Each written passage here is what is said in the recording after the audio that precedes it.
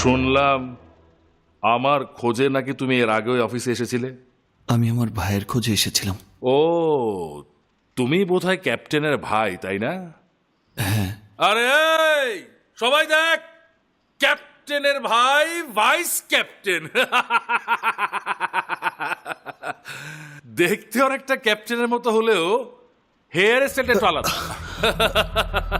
ইয়া বাবা, বুকের বোতামটা একটু খুলে দাও। হ্যাঁ,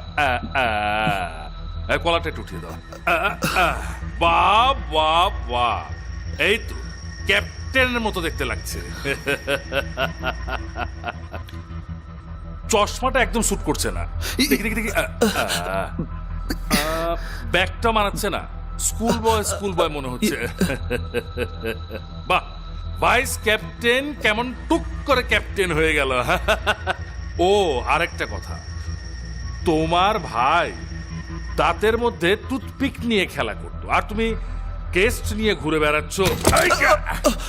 নো নো নো, কুল কুল।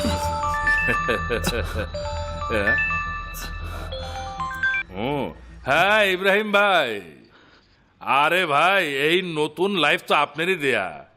আরে না, তেমন কিছু না, ওই একটা ছেলে এসেছে, বলছো নাকি ক্যাপ্টেন খানের ভাই।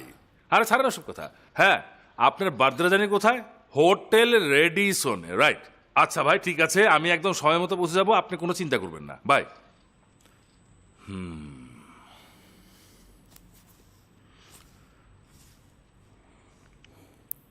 তুই শুধু শুধু তোর ভাইকে এখানে খুঁজে বেড়াচ্ছিস, শুধু শুধু টাইম নষ্ট করছিস। যা, তোর ভাই এখানে নেই, তোর ভাই মরে গেছে। ক্যাপ্টেন মরেনি।